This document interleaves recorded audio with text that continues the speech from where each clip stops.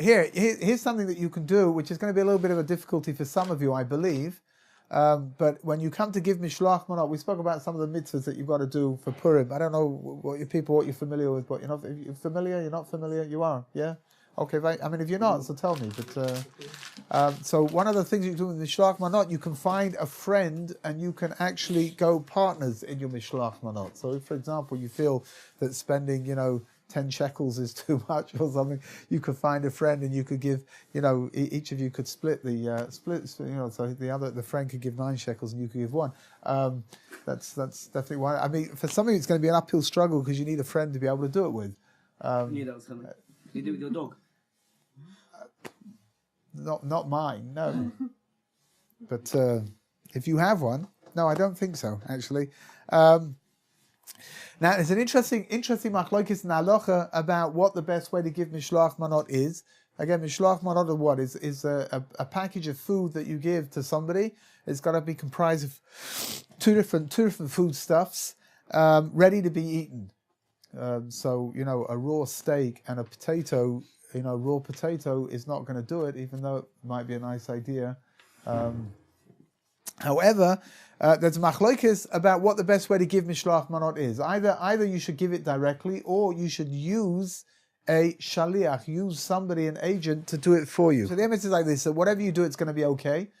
Both opinions are considered to be the correct opinions. Does the agent, when they're being an agent, does that make it carry over to them also? No, which means that they've got to fulfill their mishloach manot, so they could ask you to deliver theirs, or if they feel they could deliver theirs as well. But if they're delivering somebody else's, that's not going to fulfill their obligation. One thing you've got to be careful about, which we did speak about the other day, is that when you give mishloach manot, because you've got 2 days of Purim, so the 14th and the 15th of Adar, which this year is going to be on Thursday and Friday.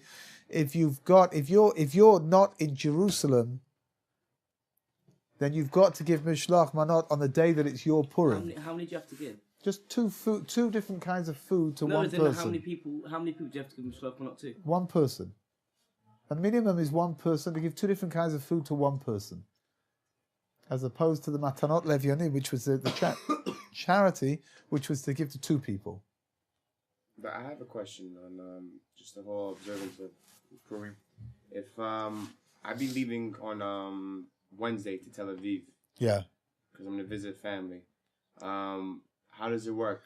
I'm still fasting. You gotta be careful over here. First of all, you're gonna sleep overnight? No, I'm seeing my mom for the day. On Wednesday? Yeah, because she's flying in.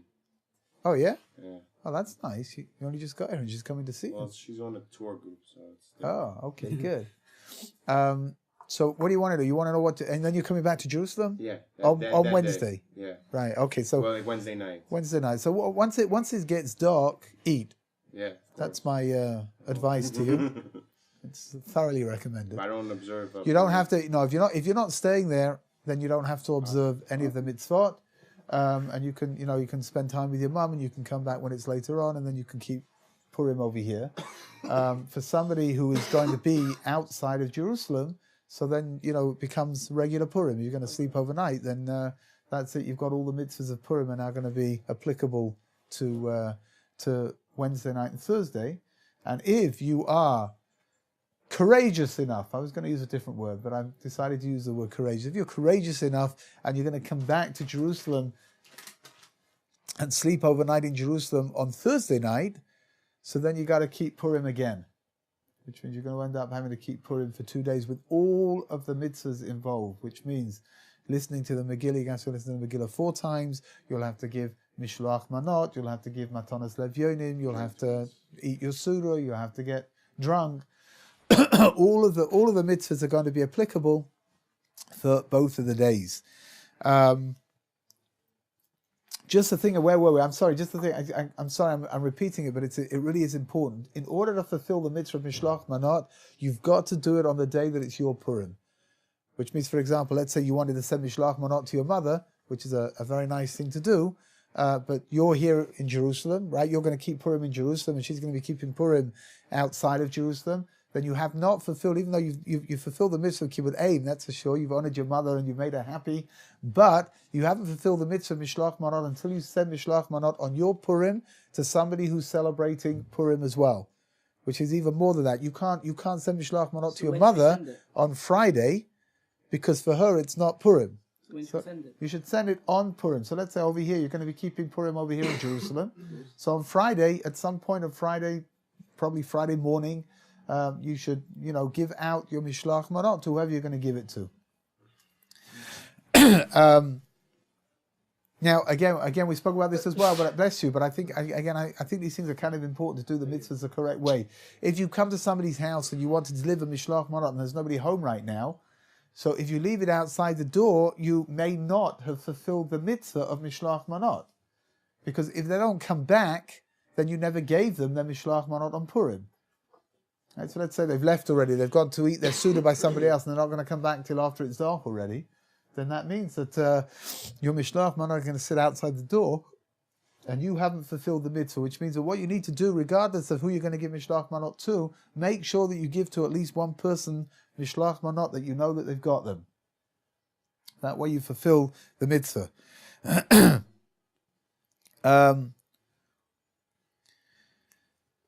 From what age are you supposed to give mishloach manot? From bar mitzvah. Again, bat mitzvah. It's good to let children get used to keeping the mitzvot. So even if they're younger, allow them to give mishloach manot to their friends, and it's a lot of fun, and you can prepare little things, and it's great. But the real mitzvah begins at the age of bar mitzvah. Yeah. I've got 2 questions for you. It's not about drinking, don't worry. Not yet. Firstly, should you wear your dressing up clothes when you go and hear the Megillah, because it's going to be in shul, and would it be the right adequate to dress up whilst you're in davening? And secondly, are you supposed to be wearing tefillin on those days? Okay, good. Yeah, okay. So, should you get dressed up? I think it rather depends on what you're getting dressed up as. If you're still within the realms of something which is considered to be appropriate, then I would imagine that it's okay to get dressed up when you go to listen to the Megillah in shul and when you go to daven. But if you're going to get dressed up as something, inappropriate. What would you classify as on a serious level? What would you classify as inappropriate? If somebody's going to get dressed up as a lady, for example, as a machlokes and Lauffer about whether it's okay to do that, it's certainly okay for women to get dressed up as ladies. There's no doubt whatsoever. Bless you. There's a machlokes. Okay, some aforshim, some authorities say that men shouldn't get dressed up as women. Some say that it's okay. I would say like this: if you're going to get dressed up as a lady, maybe not for shul. Maybe wait until after shul and get dressed up afterwards. No, but for example, if I'm wearing, let's say I'm potentially going as Superman, for example. Yeah, so I would actually say, again, I was about to mention, I would actually say that if you're going to get dressed up as a superhero, I would actually suggest that you do it after davening, because superhero clothing is rather tight. Now, the truth of the matter is, when you get to be my size, most clothing is tight. But superhero clothing is really tight. Maybe that's why they wear tights. I don't know, but and wearing your underwear on top of your tights is not a great thing. It's not like that. It's like a one-piece zip-up thing. No, it's like a onesie kind of thing. Do you know what onesie is? It's something you like. It's like footy pajama type. It's like body pajama kind of thing. Yeah. It's like what? Body pajamas. Body pajamas. They're not tight. They're a little bit baggy. Yeah, they're very. Oh, then I would say that's okay. In general, if you're wearing something which is tight, then I would suggest not to do that in shul, because it's maybe a little bit inappropriate. But if you're wearing something which is baggy, then for sure, I think that's okay. Should you wear your tefillin? Yes, on Purim morning, you wear your tefillin just like you wear your tefillin on every other morning. Of course, it's a little bit of a problem if you got yourself dressed up as a superhero, and you're going to have to reveal your identity to everyone around you.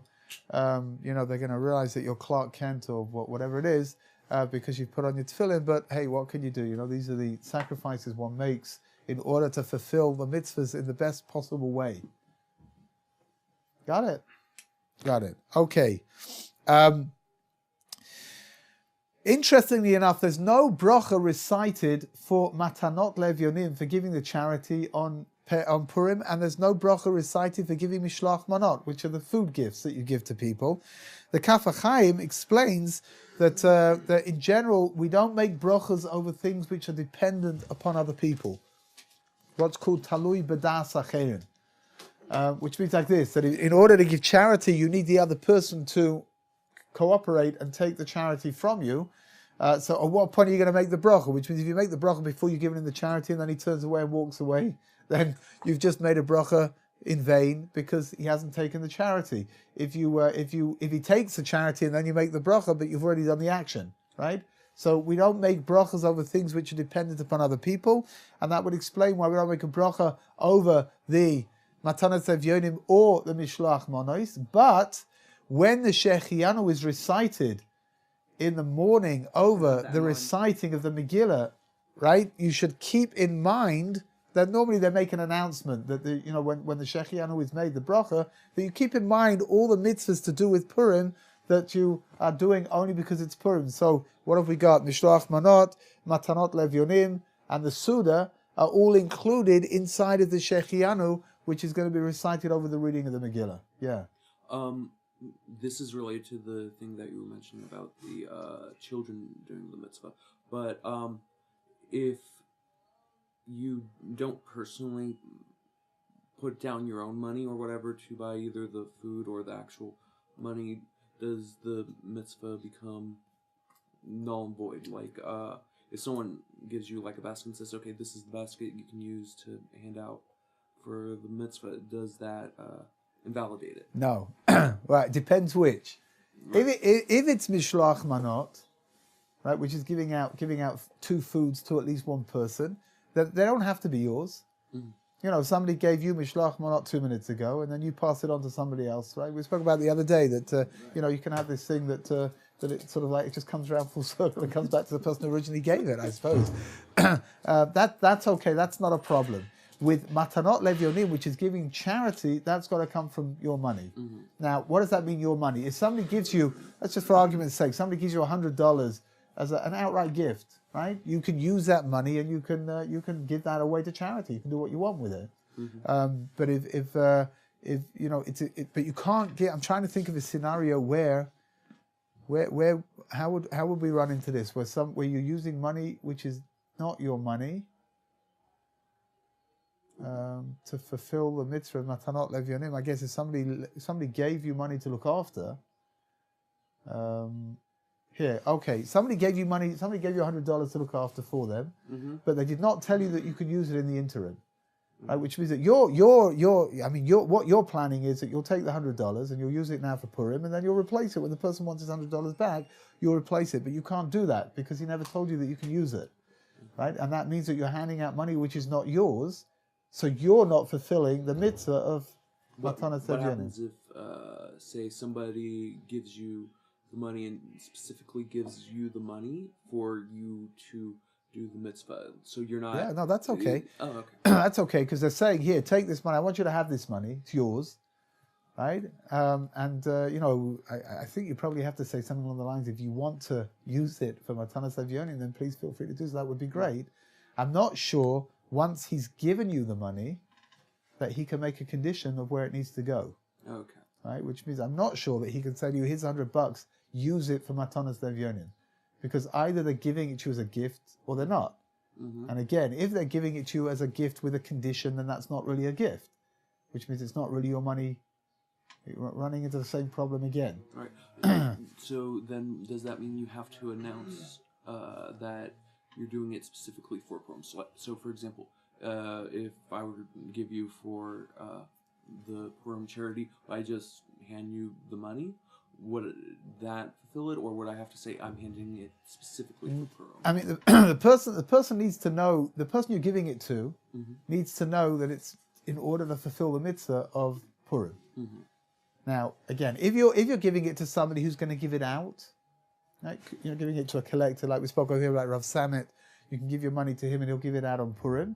So you just tell him this is for Purim and that's it. He knows that it needs to go for, on Purim it needs to be given out. Mm-hmm. If you're out in the street somewhere and you see somebody that you feel that you want to help them out, you want to give them something, so you would have to say to them, look, this is Matanas Evyonim, please don't use it until Purim. Mm-hmm. right? And then on Purim, they're able to use that money, and then you fulfill the mitzvah of having given the Matanas Evyonim on the right day, and it's being used on the right day as well. Erev Purim, Thursday, can I give money to Rabbi Samet or Matan? Yeah, sure. You can give it to him. Fulfill the mitzvah. He'll give it out on Purim itself, which means he becomes your shaliach, right? And he becomes your shaliach, he becomes your agent. And when he gives it out on Friday, it's as if you're giving it out. It's fine, that's good, that's great. Okay, we've got there. There's no avoiding this, right? Yes. I've done my best to try to divert your attention from getting drunk on Purim. Can't wait. But apparently it's not going to work, right? We've even got a professional college student who's come, to listen, just to check out, to see whether this Purim business comes anywhere close to a frat party, right? I've never been to one, so I think college is one long one, actually. I'm big during frat party. That's what they say, right? It is. Not for you. yeah. That's very sad. Thank I think you have to go back to college. You obviously have not. Start another 4 years. That's right. You haven't had the ultimate experience. You could sue your college, I think, actually. Right, I think that's fair enough, isn't it? Anyway, so first of all, you need to know like this: that the halacha of it's not necessarily a halacha of getting drunk per se. It's a halacha of drinking more than you would normally drink. Now, for some of you, that might be an uphill struggle. It really might. If your standard quota of drink is like a barrel of beer, so you'll have to drink a barrel plus a glass in order to be able to fulfill drinking more than you would normally drink. For most people, it's not such a big deal, right? For me, it's really not a big deal. I've mentioned before, I don't like alcohol. I don't drink it very often. So if I drink like two or three glasses of wine, I'm done. I'm finished, and I'm finished completely, which means I'm not functioning anymore, and I've drunk more. Huh? That's when we will knock on the door. That's probably me knocking on the door, trying to get back into the house. Actually, but, that also happens. So again, first of all, you need to know like this: that if a person's going to drink so much that when they get drunk, they're going to start behaving like something out of the zoo, Behemoth. like a behemoth. Very good, Yes, right? yes. Then it's not something that you should be doing. I know that people are supposed to get drunk on Purim, and we'll talk about what it means to be so drunk that you don't know the difference between blessed is Mordechai and cursed is Haman, right? But the bottom line is that if somebody gets drunk and they are going to behave in an antisocial fashion, then it's not good. It's really not What do you good. mean by an antisocial fashion?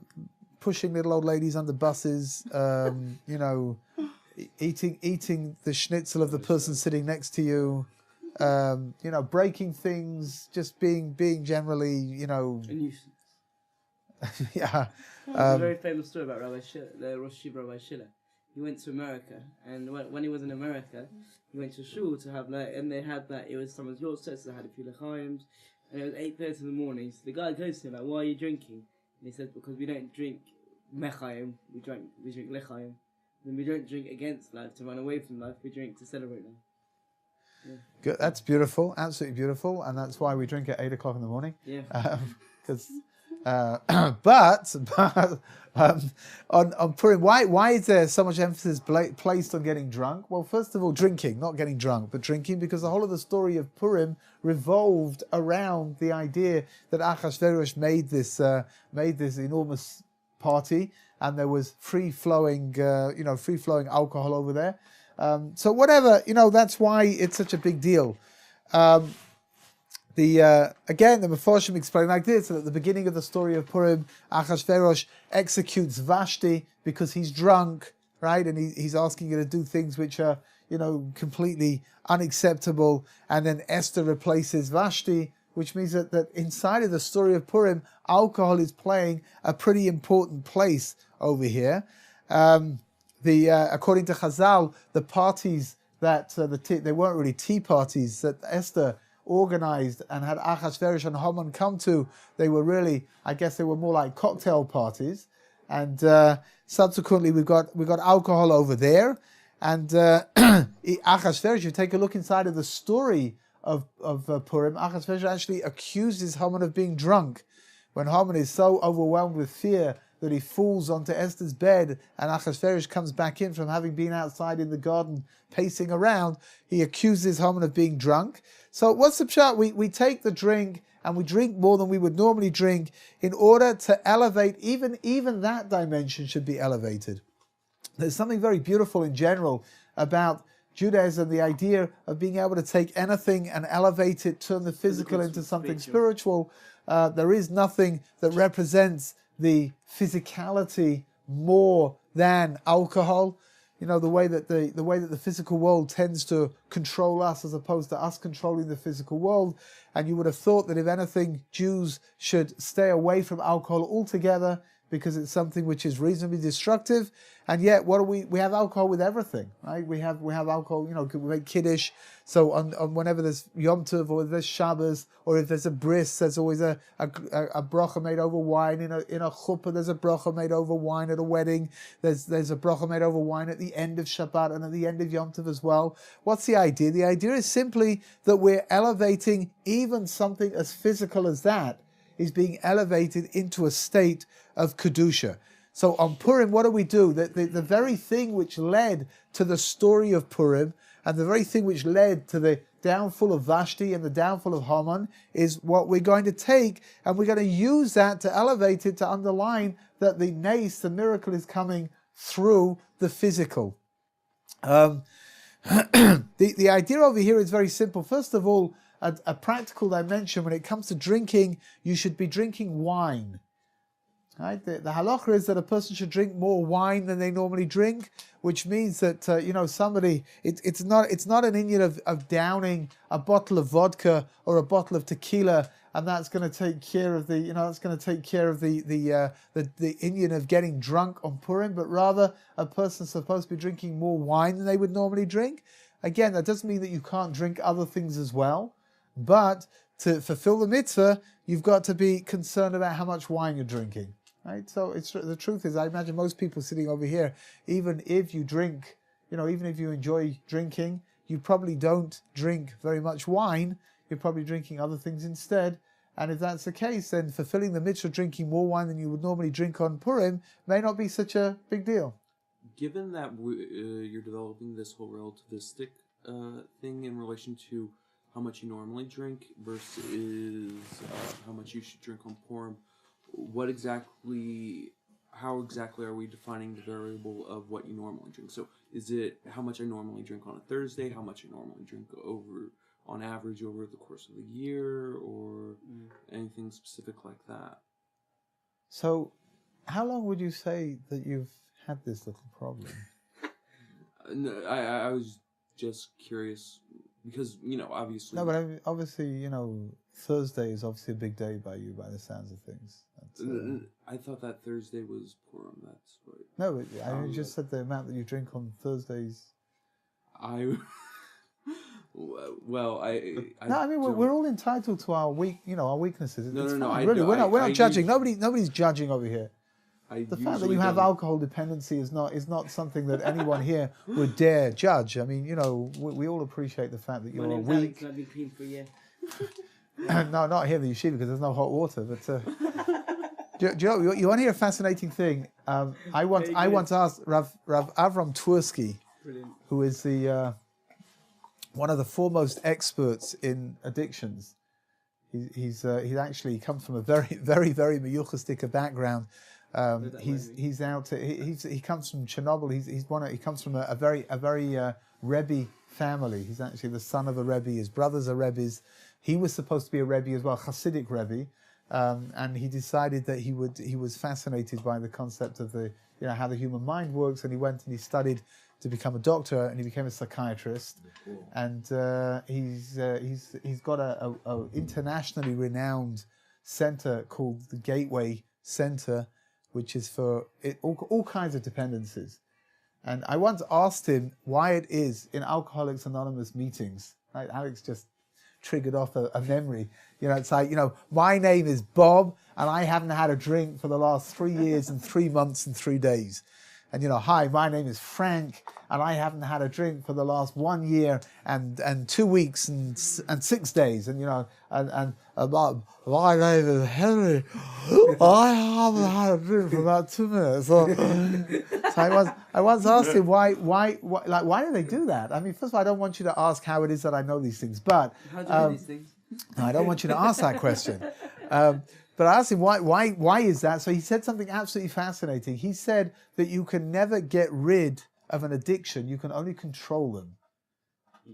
Which means that somebody who has had an alcohol problem, what he's saying is, I'm Frank and I've been clean for 3 years and 3 weeks and 3 days, right?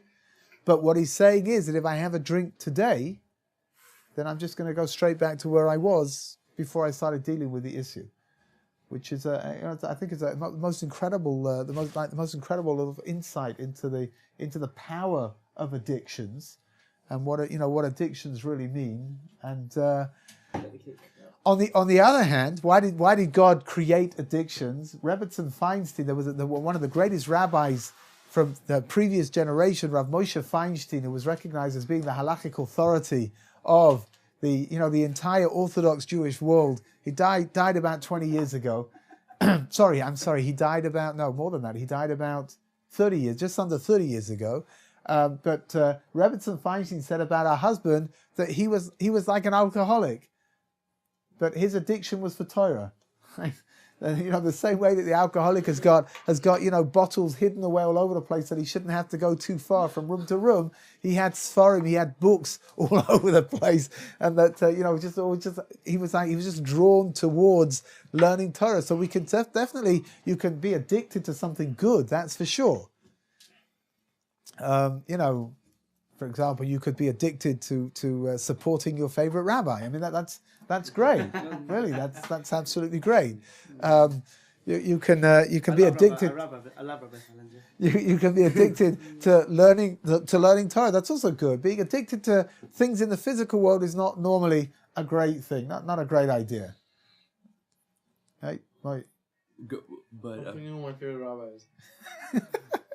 Going back to my question though, if how much you're supposed to yeah. during That's right. You Torah, asked a question. That's right. during I don't know. Why and how much, and y equals x plus 1. How much is the value of x? Surely would be how much you drink in a normal Shabbat or something like that. Listen, I'm mathematically challenged. You've lost me over here with your equation. Okay. Use something a little simpler. You want to know? I don't know. That's the truth. What are we talking about? More than you would normally drink. I would imagine more than you would normally drink in a standard social setting, right? So if you go out with your buddies, and you go to the bar and you would drink. Let's say, for example, I'm just throwing out numbers, but you would drink, let's say, three pints of beer, right? Then on Purim you would have to drink a little bit more than that.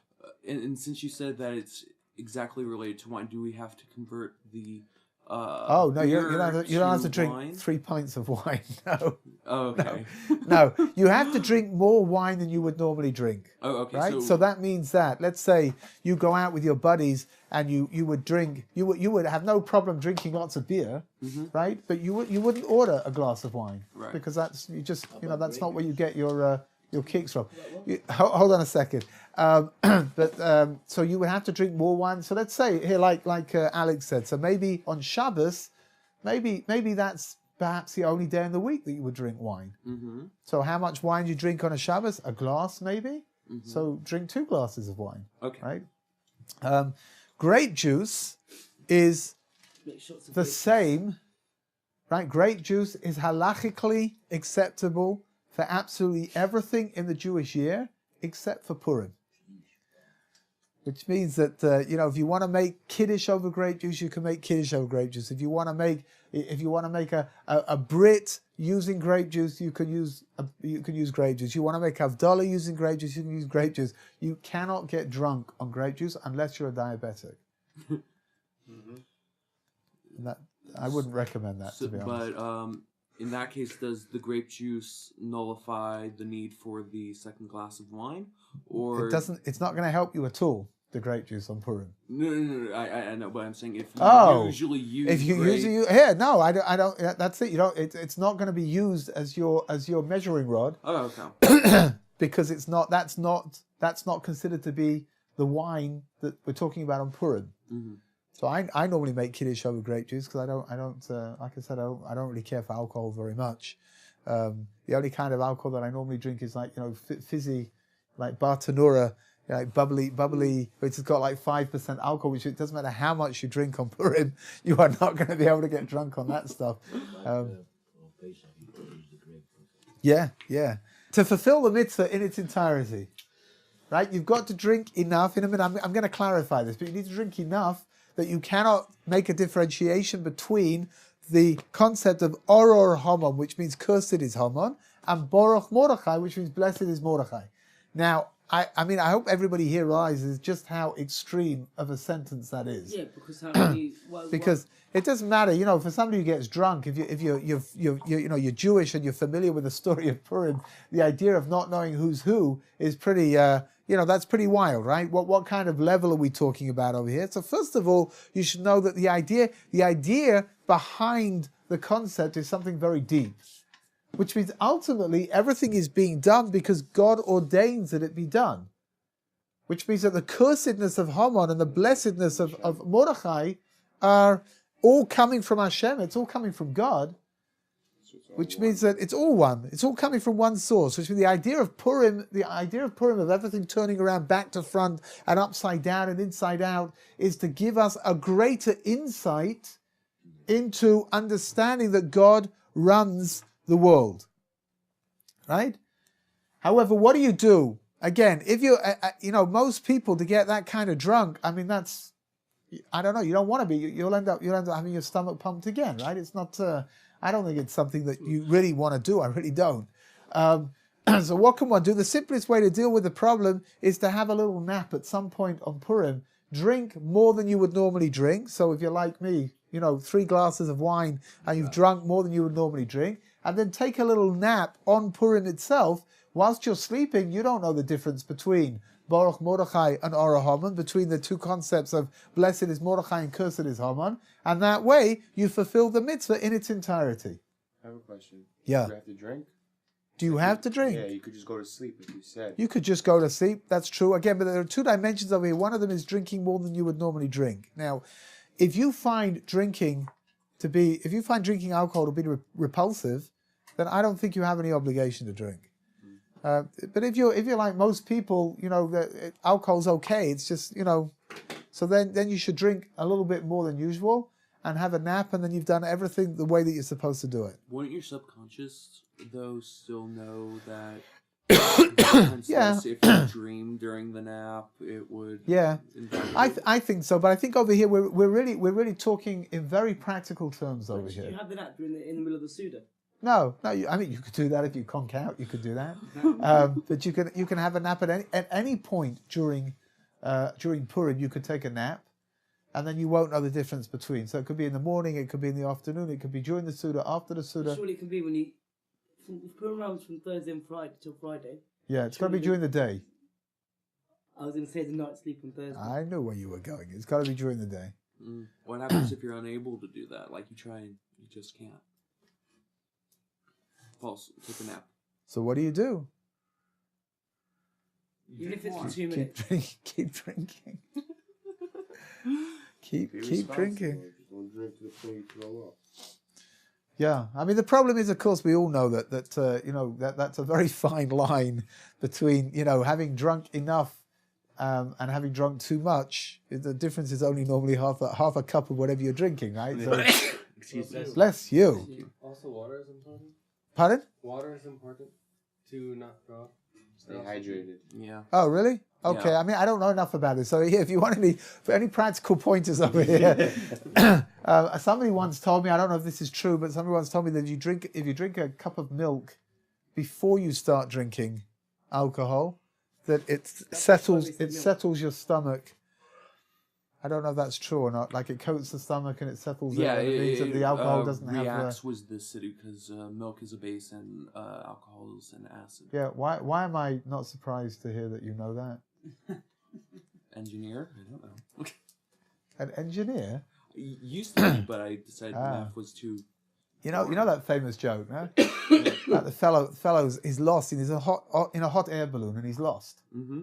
So he sees somebody down on the ground. So he starts lowering himself down as far as he can. He calls down. He says, "Hello." He says, "Where am I?" So the fellow looks up and he says, "You're about 25 feet in the air in a hot air balloon." So the fellow says, "Tommy," he says, "are you an engineer?" He says, "Well, yes. How did you know that?" He says, "Because your information is 100% correct and completely useless." Yeah. Anyway, like I said, if getting drunk is going to be bad for you, then don't do it. Right? If it's going to be bad for you because it's going to make you throw up and you're going to feel awful, right? For some people have very low alcohol tolerance, and don't do it. If it's going to turn you into some kind of raging maniac, then don't do that either. If it's going to turn you into some kind of sweet and placid fellow who's going to be feeding the ducks, right? As I mentioned the other day, then you can do that. That's okay. That's good. What do you do this Purim? What do you do before Erev Shabbos? Oh, this Purim is a problem because here in Jerusalem, Purim is going to be on Friday. So all of the mitzvahs that need to be done really before midday, including the suitor. Including getting drunk, which means that you've got Moshe, you've got a shtickle avoda ahead of you over here, because you've got to be sober and ready for Shabbos, which means that you got to eat your suda and drink your suda and and get yourself into the Purim spirit and be out of it by the time Shabbos comes in. Why? Because Purim comes out the second Shabbos comes in. Because you've got to be in a Shabbos state of mind, right? Shabbos state of being. You can't just drink on Thursday night, sleep, wake up, and just do the mitzvah. No, because the mitzvahs of Purim are during the day. But have to be in the day. Is not necessarily. It's a mitzvah to drink more than you would normally drink. That's a mitzvah of Purim that needs to be done during the day, not the night. There's no mitzvah whatsoever. You can if you want. If you want to be very frum, right? But there's no mitzvah to get drunk on Purim night. Okay. None. There's something else we're supposed to do on Purim. The pasuk says, "Layudim haisa orev v'simcha v'yakar." Oh, very good. The Jews they had light and they were glad and they had joy and they had honor. Huh? Havdalah, no? Not Havdalah? No, then that's where it's from. That we said in Havdalah. Yeah, very good. But the pasuk comes from the Megillah itself, right? The Ramah, Rav Moshe Isserles says that the word Orah is referring to Torah, and that means that there's a minig that before the Suda you should also try to learn some Torah. Now, here I don't have to tell you people this kind of stuff because I can see that you're such a group of dedicated scholars that the idea of getting up in the morning and not learning Torah is something which is so alien to you that it's impossible to envisage, right? That's why most of you normally get up in the afternoon. That way you get around the problem altogether. But on Purim, there is an inyan to learn before the Suda, if possible. Here, this Friday, it's going to be very tight, so at least in the afternoon, after the Suda, at least to be able to learn some kind of Torah. Surely by reading the Megillah, is that not learning Torah? Well, interestingly enough, if you know the Megillah well, right, which is if you've studied it and you're aware of the various different meanings and stories that exist within the story, because the Megillah is a story within a story within a story. Yeah, so for example, I've got the this week I'm going with throughout the Megillah with.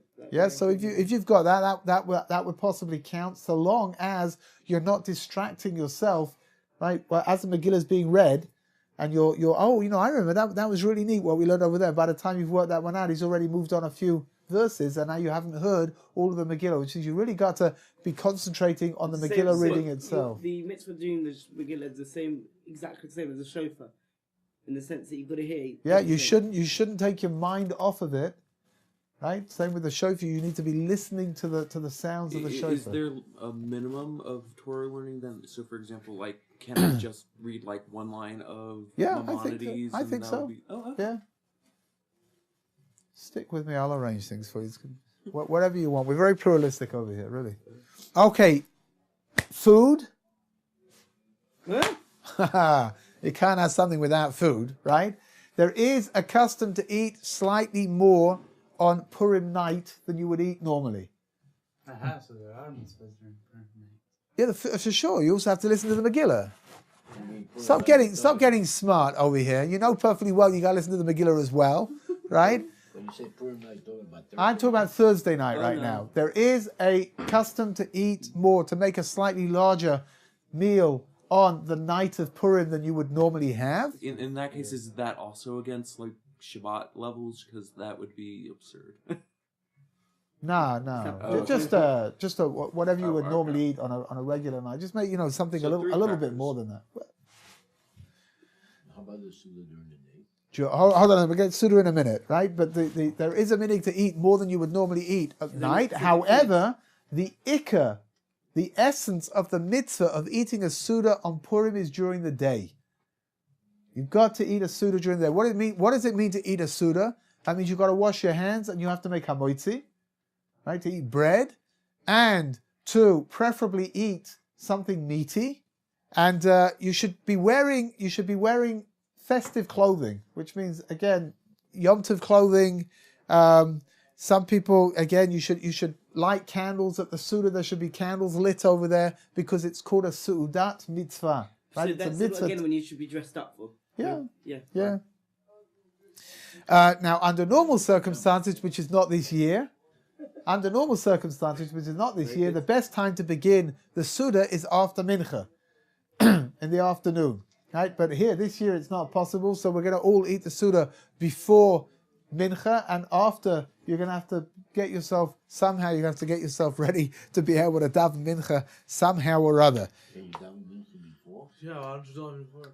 Daven Mincha before you eat your Suda, normally that's what you should do. After, I mean, like, But here, then because fine, then you're it's still like- Friday, it's Erev Shabbat, you've got to go into Erev Shabbat with an appetite. Which means that when you come to eat your Suda on Friday night, you've got to eat the Suda right with an appetite. I think, couldn't you do Minka like a few hours before Kabbalah Shabbat or something like that? Yeah, sure. Oh, okay. Which means if you want, you could eat your Suda and then you could daven Mincha straight away afterwards, and then you could wait and you can go and daven Kabbalat Shabbat a few hours later. Or if you prefer, you could do it the regular way and go and daven Mincha right before Kabbalat Shabbat. But you're supposed to be eating your Shabbos Suda with an appetite, and in order to do that, you need to finish your Purim Suda early enough in the day that you're going to be able to do this, right? And that's it. That kind of brings us to an end to the halachas of Purim. As I always tell everybody, your Purim should be uplifting, it should be inspiring, Emir Hashem, and just remember that if it's memorable, then you haven't done it the right way.